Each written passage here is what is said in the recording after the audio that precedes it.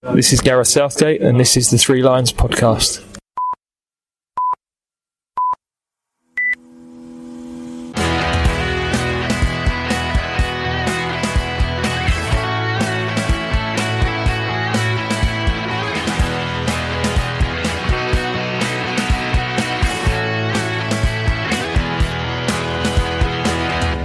Hello and welcome to the Three Lions podcast. My name is Russell Osborne and this is an independent England football supporters podcast. I hope you're well.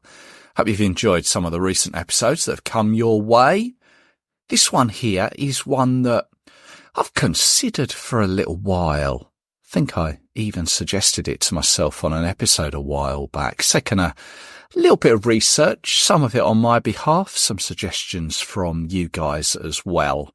With Wembley generally being a home venue for us, for England, lots of us that go, well, we're quite familiar with it, rather than, say, the Spanish or Italian fans who don't have a home stadium as such, like we do. Of course, we do on occasions go round the country, most recently Newcastle for the Bosnia game, Old Trafford for North Macedonia last year. But on the whole, it's HA9 Wembley. And with it being Wembley, we generally all have familiar places where we can meet, greet, eat and drink together before the game. So the idea of this episode is to take a look around the area, maybe suggest some new places that you might want to explore. Although I do appreciate the superstitious aspect, you might have a lucky pub, somewhere that you don't want to stray from. But maybe for some listeners who maybe haven't been to Wembley before, or maybe you've only been once or twice, maybe you don't want to pay Wembley prices. Hopefully, I can provide you with some alternatives, thanks to some suggestions, as I say, from myself and from listeners. Obviously, times change, pubs, restaurants close or change hands. So this is how it stands in 2024. Ahead of the Iceland game coming up on the 7th of June, I put the message out on social media. Got some great suggestions, many that I'd not heard of. So I had a little bit of exploring to do online and physically. But to start with, myself, where do I go when I go to Wembley? Well, generally I head into Liverpool Street on the train, meet a couple of mates. We will head either into the Hamilton Hall, so Wetherspoon's pub just at the top of the station. It's often pretty busy. It's got a large bar, it's got an upstairs, there's the outside area. You can get some food there as well. Well, just round the corner, still from the station, is the Railway Tavern, or the Lord Aberconway on Broad Street. Do like that one. It's got some little seating alcoves and an upstairs that looks over the bar area. Of course, Liverpool Street is a short walk to Spitalfields Market, so there's plenty of street food stalls in that area. It's ideal, well, it is for me, before getting onto the Metropolitan line. Now, there are two lines that service Wembley Park, which is the main underground station for the stadium. The next station is Wembley Park. Doors will open on the left-hand side. Change for the Metropolitan line. Exit for Wembley National Stadium.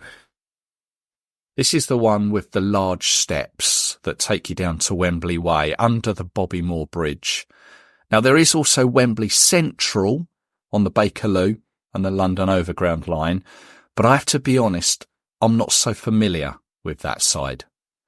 The Bakerloo is the brown line, Metropolitan is the dark red, sort of maroon, that heads towards Amersham and Watford Way, and the Jubilee line is the grey one that starts or ends at Stanmore, where many of you park, and I too have done so in the past. It can be a ball ache coming out of there though, well, what I've found. So if you're coming to Wembley from any of those by train, and as I say, you can come from any direction, but as there's only so much I can cover, I'm going to kind of stick to those lines and sort of start from there and work our way towards Wembley. As I say, I put the message out on social media as to what your suggestions are. Nick N88 on Twitter said the arch is great. There's food available, and it was pretty quiet when he visited, but in a good way. And it's right by Wembley Stadium tube stop.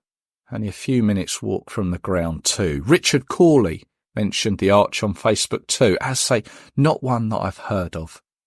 Thomas Francis, a Crawley fan, it does what many of you probably do. Drive with the kids, park in a driveway, McDonald's before the game, spend a fortune in the shop and then into the ground.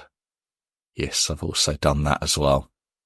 Matthew, Oxford United fan, says JJ Moons purely for the cost and the Wetherspoons app. Yes, of course, there is the old Wetherspoons app where you can put your table on social media and let someone send you some bowl of peas or a fruit smoothie. Philip White, an Oldham fan, said last few times he's travelled down and ended up at the liquor parlour on the way to the ground from Wembley Central. Again, not one I've heard of. Andy Catanach, Wetherspoons at Wembley. There's the Torch and the Green Man. Yes, I'll come to those soon. Alfie Wilson suggested Bohemia House. 1 minute walk from West Hampstead Tube. Great middle location and super easy to get to Wembley. 15 minutes on the Jubilee. Czech beer, Czech food, and it's in the house where the Czechoslovakian government was in exile in World War II. There you go. I like that. A little bit of history that comes with your drink. And I tell you what, here's another one that I've been to. The Freemasons Tavern. It's got a little bit of football history, as it was there that the FA was formed on the 26th of October, 1863. It's near Holborn Station. I've strayed away from our tube lines there, but it's just off the Central and Piccadilly line. But it is worth a look. There's a couple of little artefacts in there that might be of interest to the regular football fan. Also, just sort of straying off is the Shakespeare in Bethnal Green, as recommended by Mark Griffiths. Chris Brown says Carnaby Street, a few places around there. Now, if you're coming from across the country, if you come into King's Cross, it is a central station in London. Plenty to choose from there. You'll find O'Neill's, a sports bar, which is just a short walk from the station down the Euston Road. Suggested by Mark Pemberton is the Parcel Yard, and you can find that in King's Cross Station. The next station is King's Cross St Pancras. Change for the Victoria, Northern, Hammersmith and City, Metropolitan and Circle lines and national and international rail services. So from King's Cross, you can get back onto the Metropolitan line, also the Hammersmith and City and Circle line. And if you get on there, you'll come across the Euston Tap or the Euston Flyer, which is a Fuller's pub at Euston. Euston Tap is an interesting one. It's a little bit TARDIS-like, looks tiny from the outside, and it kind of stands alone just by the entrance to the bus station.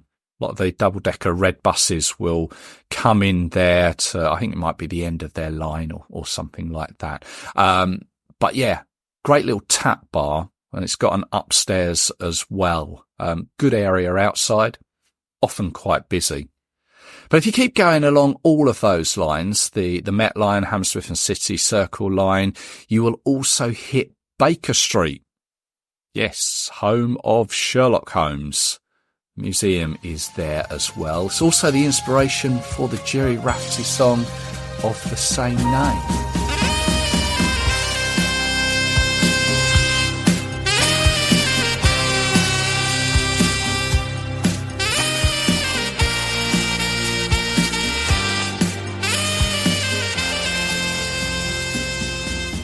Now here we've got a few options.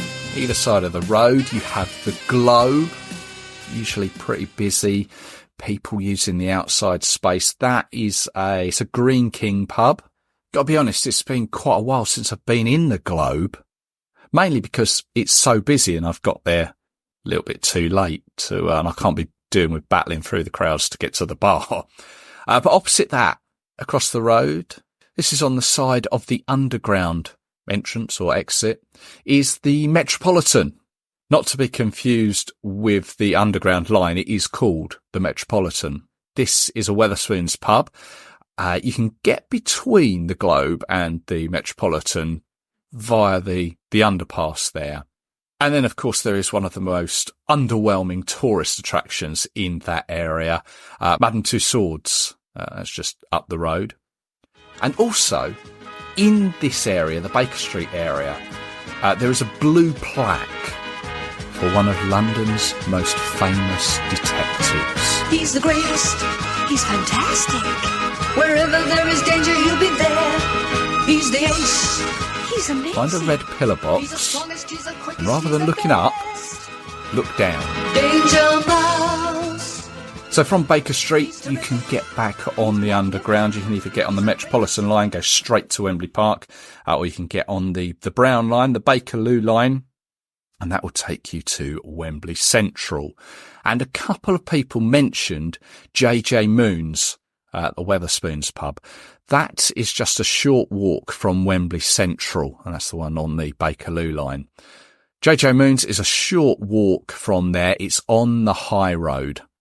Not one that I've actually been to, I have to be honest, but a fair few of you appear to go to it before the game. So by now, you may be on your way to Wembley. Now, there are plenty of pubs and eateries around the Wembley area. If you've been there for a cup final, maybe a semi-final as well, then you'll know that the area gets split up as such, with pubs being designated to each set of fans in a east and west of the ground fashion. But when England are playing, these rules don't generally apply. So once you're in the immediate vicinity of the ground, to the right-hand side, as you look at it from Wembley Park Station, you can head to the Wembley Park side of things. This is near the arena. There's lots of places to eat there. You've got your Nando's, TGI's, Wagamama's. What else have got? There's Wenzel's. Any sort of pizzas there. You can get burgers as well, Mexican. And also there are specific dessert places. It's all the regular chains that you'll recognise. There is a website for Wembley Park. It is wembleypark.com. Likewise, for many of the pubs that I've mentioned, the pubs have got websites. So just Google maybe some of the ones that I've mentioned and you should be able to find them, either their own specific website or TripAdvisor, or will often have some suggestions about them. Now, once you get onto Wembley Way, it is an alcohol-free zone. And we have the Euro 2020 final to thank for that. Gone are the days of grabbing a couple of cans from the off licence there and just standing having a chat with your mates, watching the world go by, popping your empties in the bin before making your way. Those days are gone.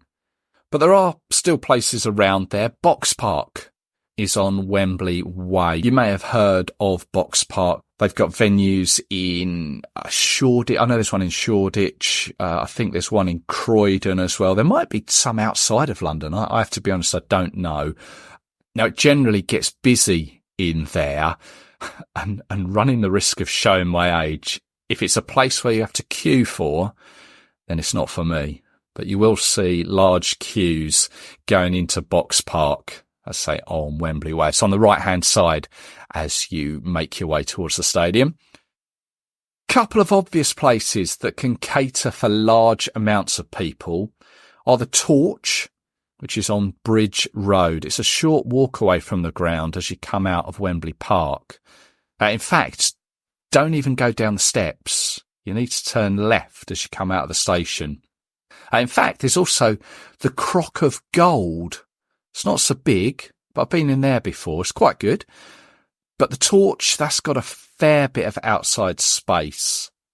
And if you want to take a stroll towards the Green Man from the Torch, and I'll come to that in a minute, then you'll come across the Wembley Tavern on Wembley Park Drive. That's similar to the Crock of Gold in the fact that it sits amongst the rows of shops and restaurants.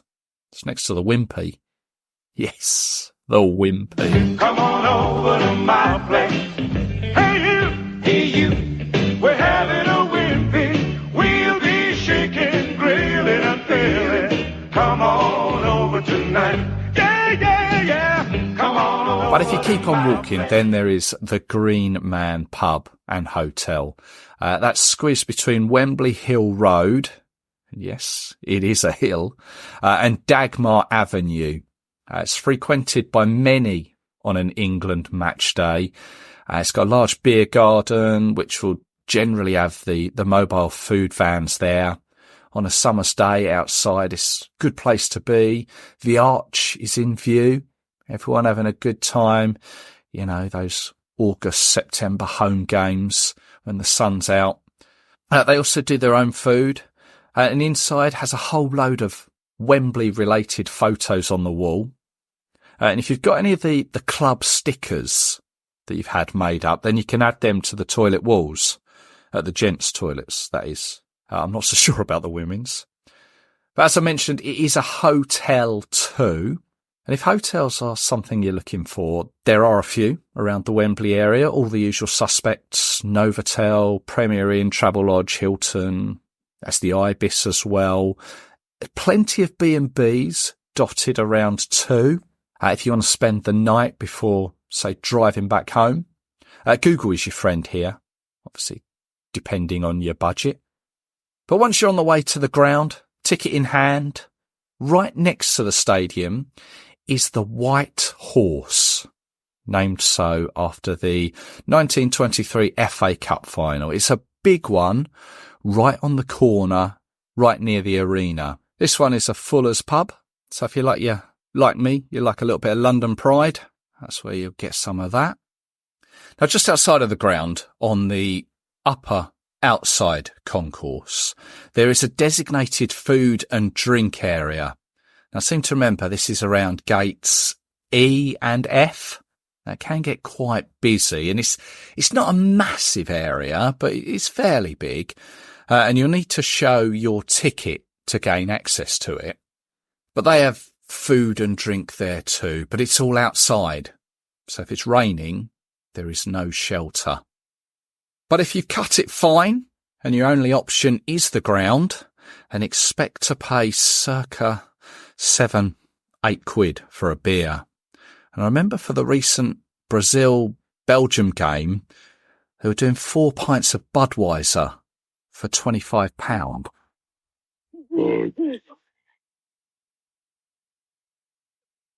Why? So what's up, B? Nothing. Watching game, having a bud. True. What's up? Yo, who that? Yo! Now, obviously, you can get food inside the ground too. I don't tend to generally, but on the odd occasion, I took my daughter to one of the recent Lionesses games, and obviously I had to get something there. From memory, like one of these grab-sized bag of crisps, just a couple of quid, as is a bag of chocolate. They've got pick and mix there. Now, if you've got no concept of weights and measures, I'd steer well clear of that. If you think you've been stung when you go to the cinema, it's worse here. One thing I will give the ground some credit for is they have a new system of buying drinks and sort of snacks. Now, I only saw this on the lower tier. It might be throughout the stadium. You'd have to explore it next time you go. But you go through an electric type gate and you can only go through it by tapping your bank card. Now, I think it deducts £20, but you can go through to this little area where there's a bar, there's fridges where you can pick up a drink, soft drink and the like, and you can then walk away with it. There's beers already poured, waiting to be picked up. Now, there are cameras everywhere, scanning what you've bought and how much to deduct from your card once you walk away. And that's how the balance is worked out for your purchase. So your 20 quid, that you sort of is deducted to get through these gates. If you buy a beer for a £5, for example, then it will credit you back £15. Now, as I say, I went to one of the recent Lionesses games. It was the one against Sweden. Bought a bottle of water for my daughter. I looked back on my statement, which was £2.99 for a bottle of water. You can keep the lid though. You just pick it up and you walk away. I think it might be called bar tap or something along those lines. It's similar to the Amazon supermarket system that's in place, if you're aware of that. It does certainly cut down on the queuing time, so I will give credit where credit's due. Actually, it's worth pointing out that as a whole, the stadium is a cashless venue, so we'll only accept card or contactless payment. But once the full-time whistle goes, there are still a few options for you if you want to wait for the mass of people to dissipate. What more do you want than a curry? And Wembley, well, it's got its fair share of those dotted around. You have to seek those out. Obviously, there are so many more options around the area, the city too. And obviously, I appreciate some of you may not drink. Some may be more spirits than beers. And clearly, you'll be able to get soft drinks at all of these places that I've mentioned. But for those of you that prefer a tea or coffee, you can't walk 2 minutes in London without coming across somewhere that will serve you that, if that's your preference. Although, never settle for Costa. That's my opinion. There's always somewhere better. Google might be your friend in this instance. But thanks for listening. I hope you found it of interest. Let me know if I've missed any out. Let me know if you check out some of the suggestions. Maybe you can save yourself a few quid. And speaking of which, if you'd like to contribute to the hosting of the show, you can do. Head to ko-fi.com/Three Lions Podcast, ko-fi.com/Three Lions Podcast. Any donation is welcome. And then, of course, you can follow the show on social media. It can be found on the likes of Twitter, Facebook, Instagram, YouTube. If you want to follow it, great, would be appreciated. Euros is coming up, isn't it? It's approaching us very, very soon. I'll no doubt be putting a preview together for that very soon. I hope you can join me for it. So until the next time, take care of yourselves. Cheers.